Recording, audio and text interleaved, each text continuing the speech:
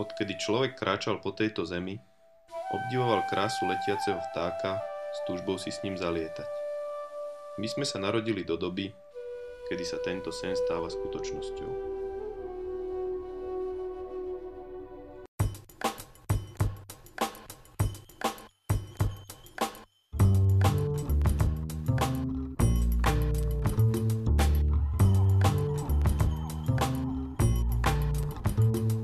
Sme skupina paraglidistov, ktorí neradi sedia doma, ale cestujú po rôznych kútoch sveta a spoznávajú krajinu nielen zo zeme, ale hlavne zo vzduchu.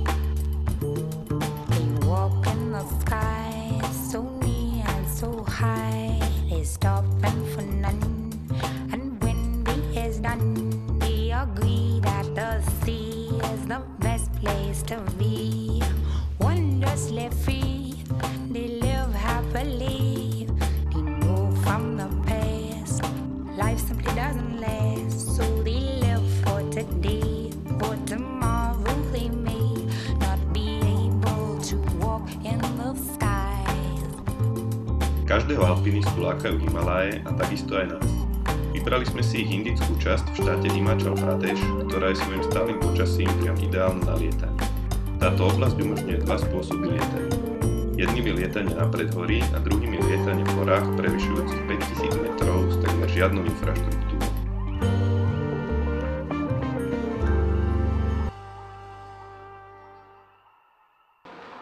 Indian Airlines announces the departure of their flight IC408 to Calcutta. Passengers are requested to proceed to the aircraft.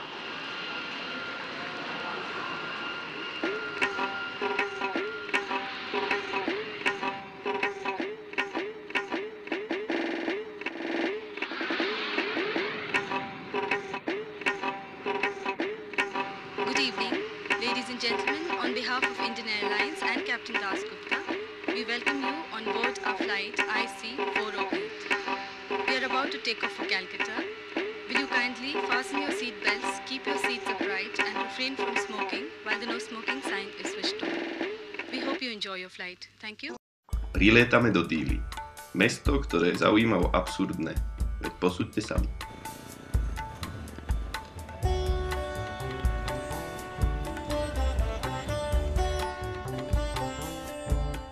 No toto. No toto. Vozíte sa, chlapci, vozíte. A ten vás už je aj dopotený, kamarát. Vám nevadí, že idete proti smere? No zase do protismeru. Prečo by chodil cez kruhač normálne, keď môže ísť krátko, ne? Pozri tam na tie káble, ty kokos. Čandričok. OK.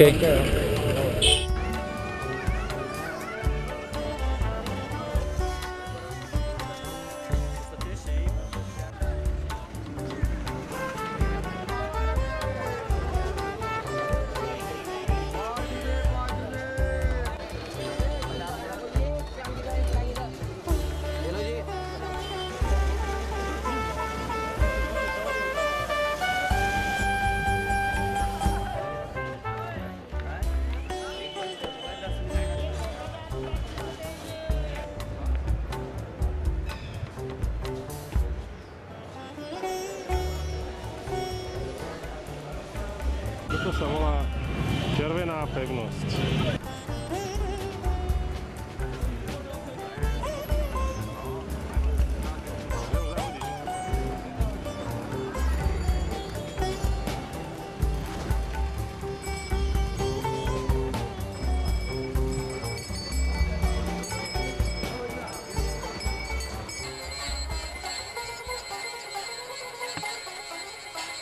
Dili sme si užili iba krátko, pretože nebolo cieľom našej cesty. Sadáme do autobusov a presúvame sa na sever do Himalájí, kde si ideme splniť sen o vysokohorskom lietaní. Dobrodružstvo sa môže začať. Z Dili cestujeme na sever do 500 km vzdialeného mesta Manali v Kulubeve. Pre mnohých turistov koniec cesty, pre nás len zastávka na nabratie síl. Odtiaľ nás čaká najzaujímavejšia časť cesty, 3978 metrov vysoký prechod Rotang-La, čo v tibetštine znamená hromada mŕtvych. Tento prechod robia aj bežné linkové autobusy. Cesta je chvíľami dobrá, normálna diaľnica, chvíľami horšia a občas zmizne úplne, ostane len totálne rozbitý prach a kameň. Šofér napriek tomu ide stále rovnako rýchlo, predbieha tam, kde by nás to ani vo sne nenapadlo a tak si to celkom užíva. Nájdete tu stánky, kde si môžete prenajať lyžiarsku kombinézu z 80. rokov, či občerstviť sa pečenou kukuricou, potretou masalou a citrónom.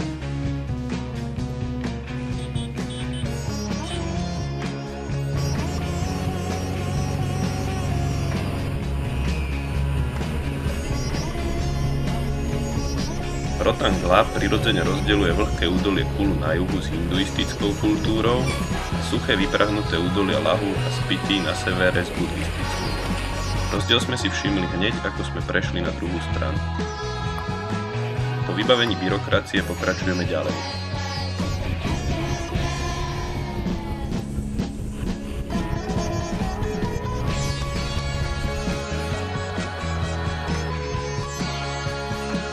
Autobus sa ako si vyprázdnil, cesty sú zrazu prázdne, po turistov a asfalte ani stopy. Pýtame sa sami seba, ako je vôbec možné, že v takejto nehostinnej krajine vôbec niekto žije.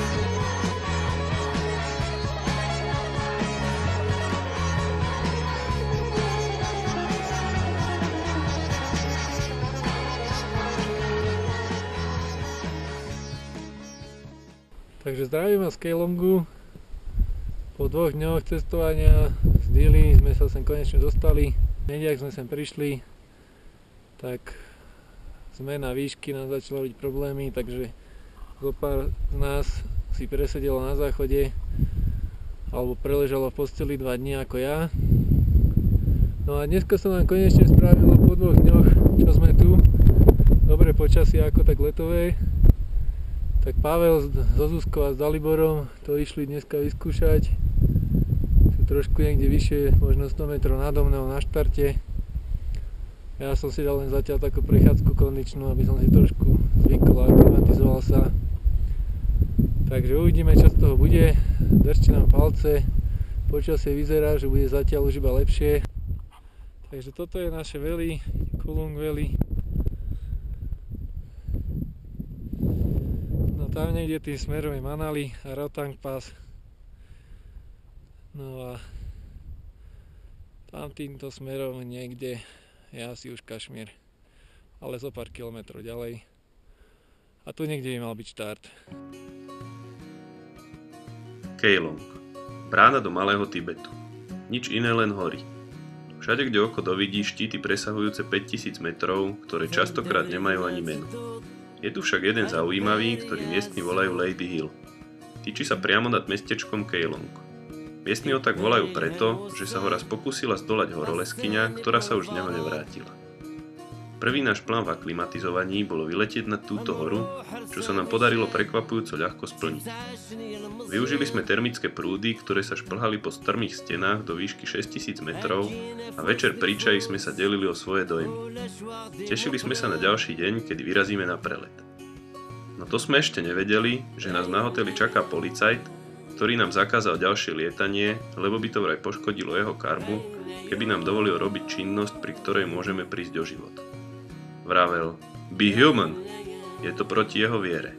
Ale skutočnosť je tá, že si nechcel robiť zbytočné problémy. Kúsok odtiaľto je totiž Kašmír, o ktorý sa India sporí s Pakistanom už dlhé 10 ročia. Turisti tu musia prechádzať cez rôzne kontroly a pri paraglidingu by to nešlo.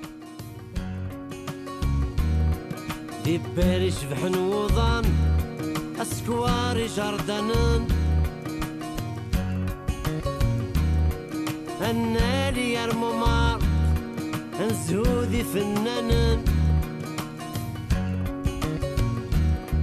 لكن زهد دونيت شنو قربني ثران اين نين اين نيو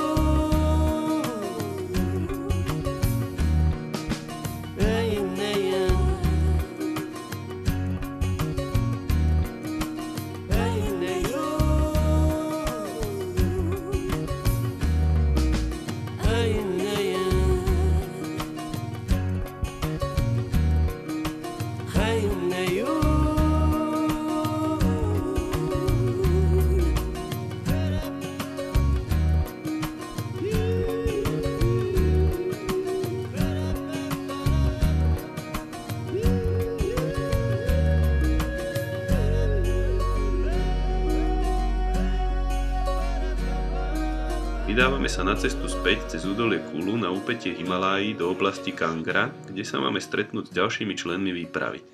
Cieľom je mestečko Bir, tibetská kolónia. Nachádza sa na úpätí hrebeňa Dauladár alebo tiež Bieleho hrebeňa. Je to južná vetva hlavného vonkajšieho reťazca Himalájí. Veľkolepo sa zdvíha z indických rovín do výšky cez 5000 metrov.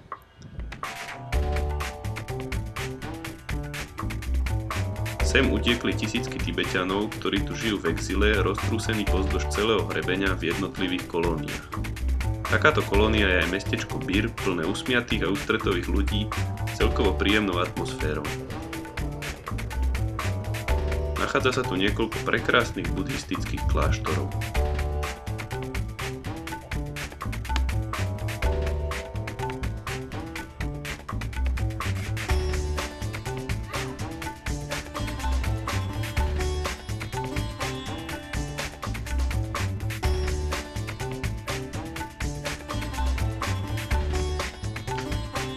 Okrem zaujímavého kultúrneho osídlenia je toto miesto takisto mekou paraglidingu. Podmienky na lietanie sú tu veľmi dobré a hlavne v období, kedy sa už v Európe nelieta a na južnej pologuli sa ešte nelieta.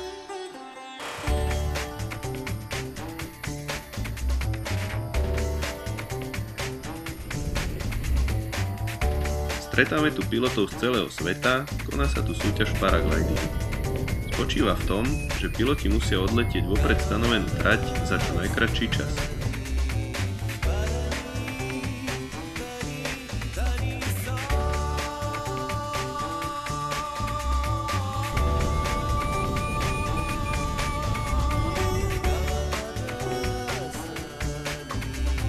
No my sme sa rozhodli, že budeme lietať trošku inak.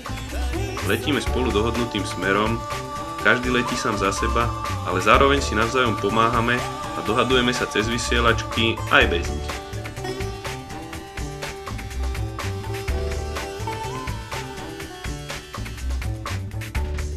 Tak ako ktoré? Iba tiež škaredé. Zabolo to.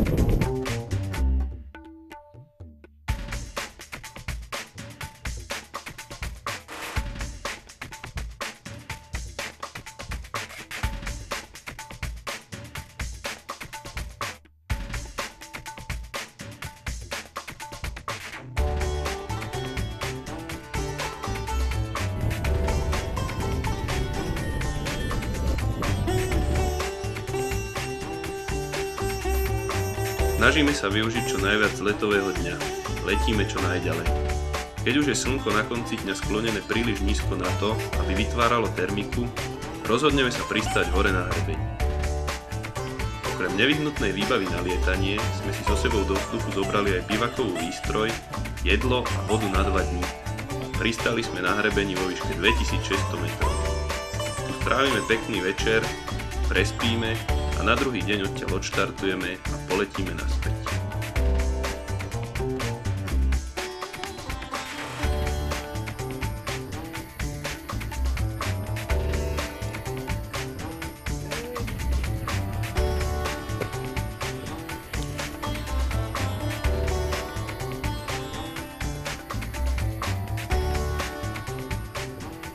Ako sa ti páči miesto na bývačik? Dosť je to tu osraté. Ale ináč dobre. Aspoň, že tento jeden stúpak tu na konci bol normálny. Lebo už ma išiel z toho, tam ma išiel šlak trafiť.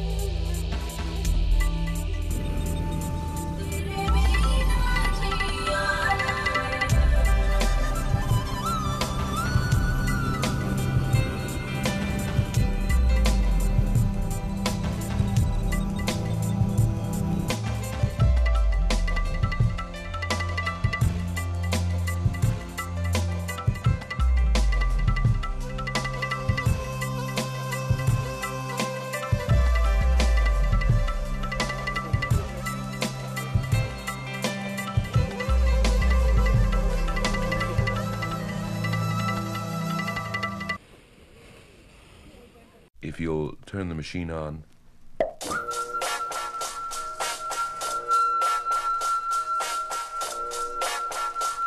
Are we getting through? Is anything happening?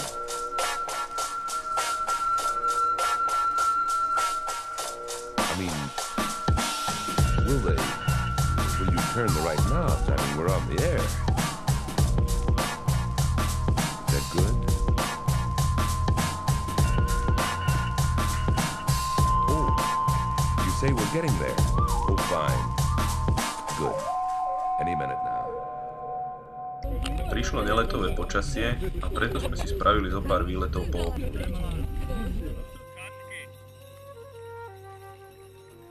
Navštívili sme horúce pramene.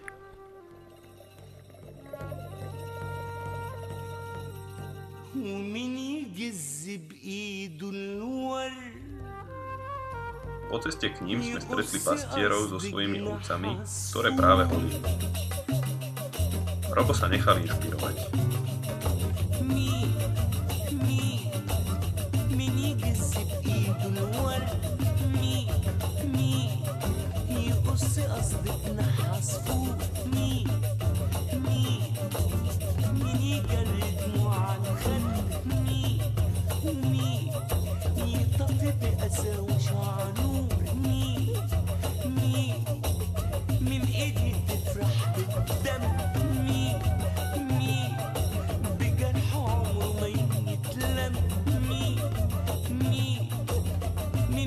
Zaujímavé je tiež si tu požičať motorku a potúľať sa po okolí.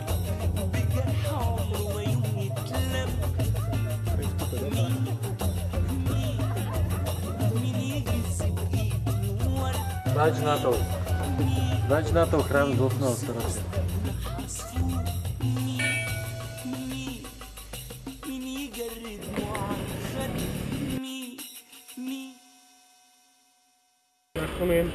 Pohoda, ne? Len pozor, aby ste nezadreli motor. To je Šašta Autocenter. Repair shop. There was no oil? No oil.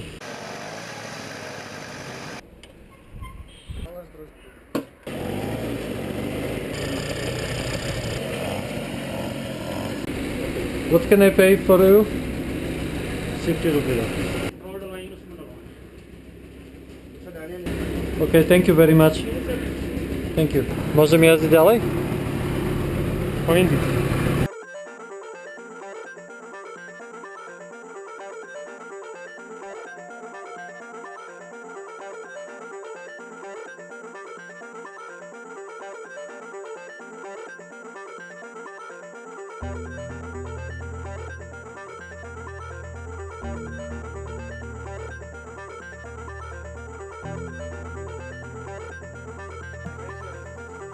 Po pár dňoch oddychu od lietania kvôli búrkam a lokálnym prechánkam sa opäť chystáme do vzduchu.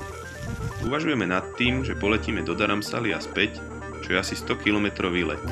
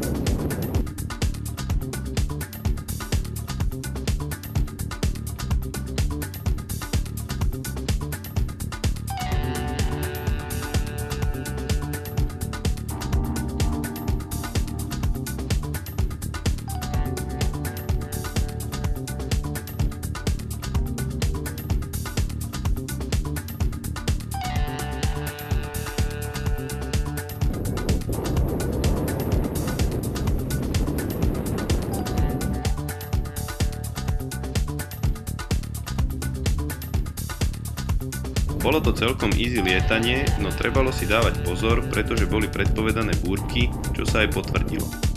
Asi v polovici letu nad mestom Palampur hrmelo, niektorí nestihli preletieť túto časť, kým mraky narastli a museli sa vrátiť.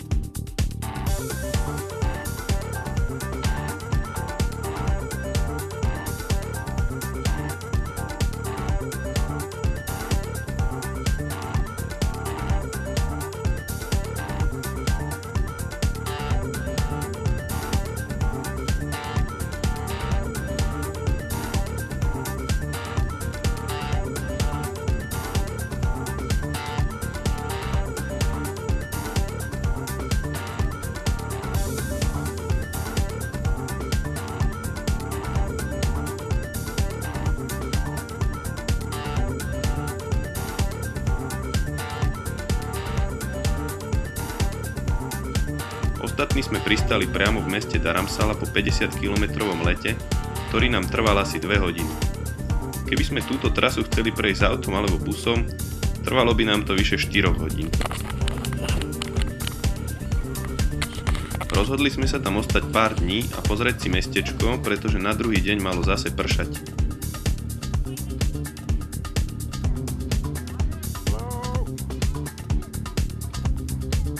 Na pristávačke sme stretli 2 Francúzov, ktorí tam doleteli spolu s nami. Mali podobný plán ako my, tak sme sa dali dokopy. Toto je Dharamsala. Možno. Dharamsala a susedná kolónia Meghalojt Ganj je známa tým, že tu sídli tibetská exilová vláda a je tu rezidencia jeho svetosti 14. Dalajlámy.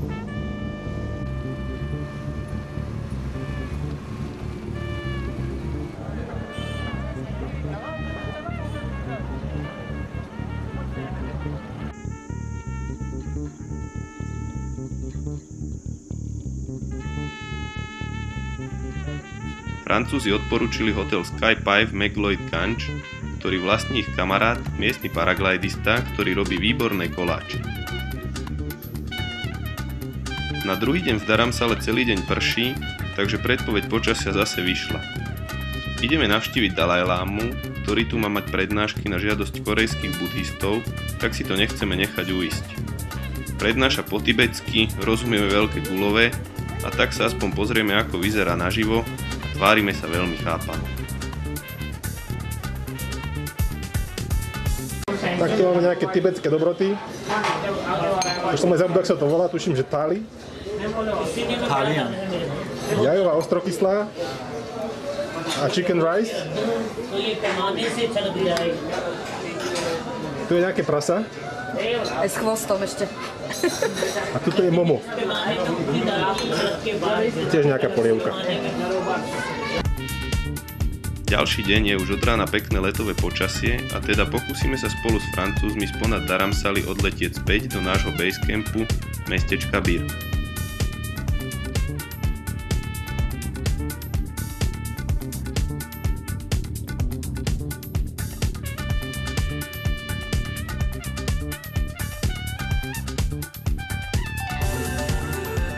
Domáci paraglidista, u ktorého sme bývali, nám poradil vhodné miesto na štart, ktorý sa nachádza vo výške 2400 metrov. Zavolal nám taxi, ktorým sme sa vyvezli čo najďalej, aby sme nemuseli veľa šlapať s ťažkou výstrojou. Odviezli sme sa do sedla nad mesto, odkiaľ nás čaká ešte asi hodinový výšľap na štart. Nie je to príliš strmé, ale aj tak to dá celkom zabrať v tejto nadmorskej výške. Toto je Dharamsala. A toto je Magic View Takeoff.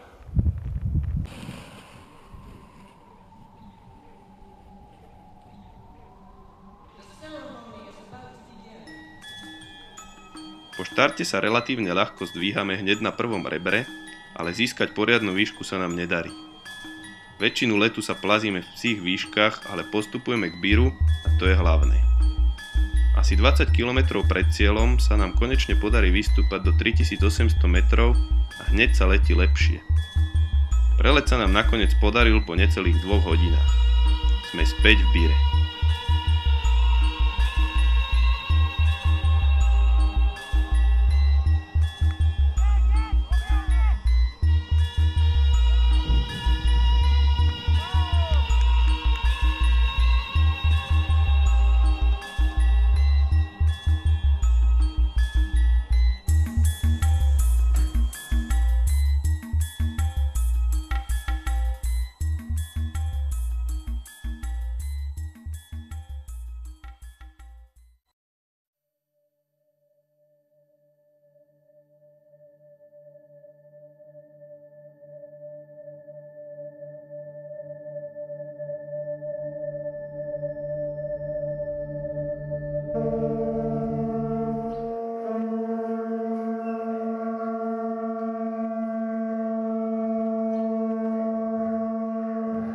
Konečne nastali dni, kedy si ideme plniť sny o preletoch vo vysokých horách.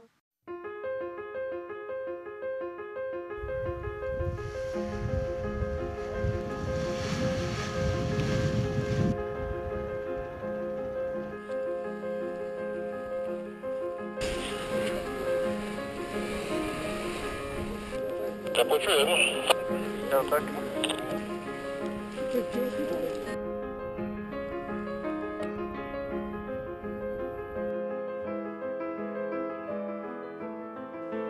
Podmienky na lietanie boli natoľko dobré, že nám umožnili nastúpať dostatočné výšky na let dozadu, dovnútra vysokých hôr, nekonečných dolín.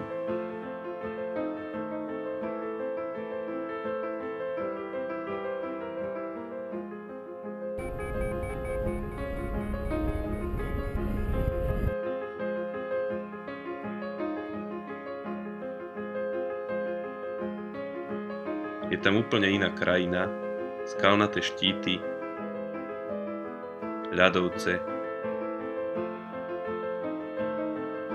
hory týčiace sa do výše 5000 metrov.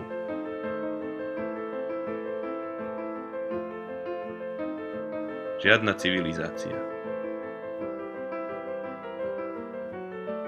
Nič iné, len hory.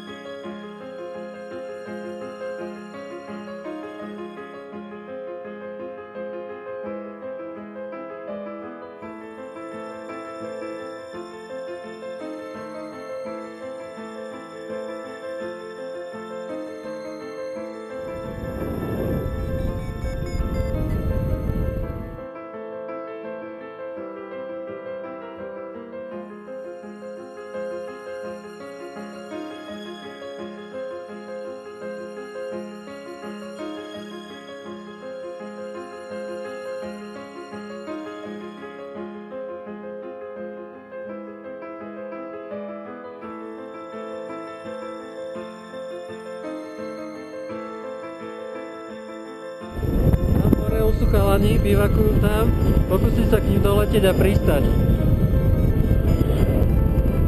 Ľavé ruke tuším, alebo tak nejako pre tebou dvou cestujú, všímaš? Vidím, letím za nimi.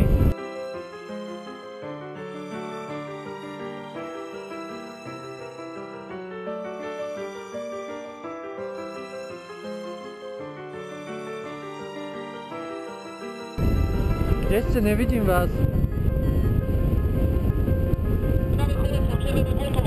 Úplne hore, hej? Áno. Idem pristávať. Teším sa na bivák. Áno, rozcvičínovali, lebo nebudete možno len také ľahké pristáť. Keby sme chceli tento štýl lietania porovnať s nejakým lezeckým štýlom, nazvali by sme ho alpinistické lietanie.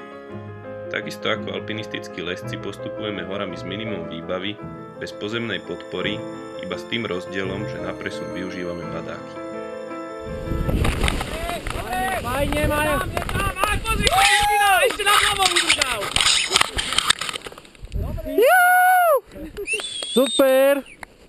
Teším sa, bivák, riadny. Ura. Vieš, koľko my žereme na bivákoch? Wow. Môžeš začať. Pobalím si padáka. Pobalíme ti, pomôžeme ti. Povypínaj s nami ťa, len ho vypni, my ti ho pobalíme zatiaľ. Super. Niekto v bielej chalani lietači od nás. Gratulujem, Jajo, výborne. Počujete, sme tu partizáni plus Jajo. Ak ma počujete, sme tu partizáni plus Jajo. Ostavme na bivaku.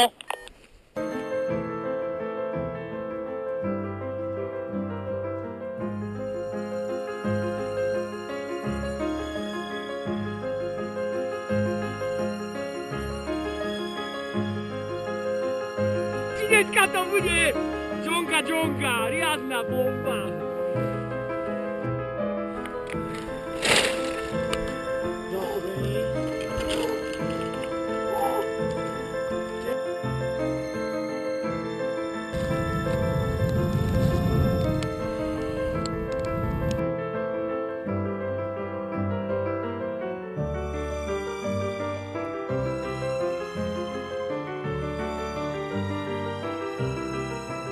Toto nás čaká. Bravčovina. Bravčovina.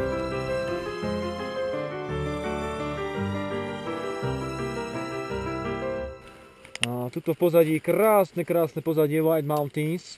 Zajtra, alebo keď to vyčistí, možno ešte dneska bude pekný záber.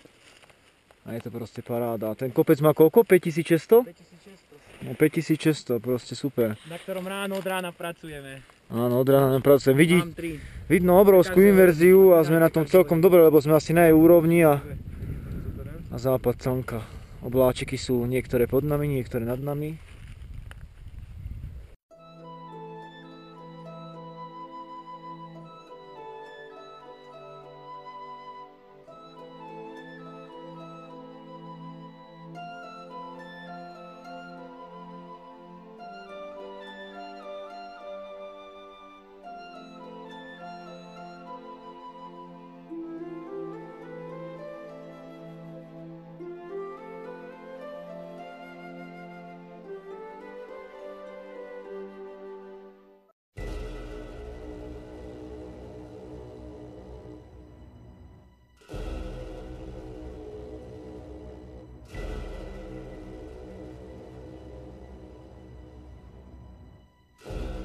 Budhisti veria, že božstvo obýva tieto majestátne hory.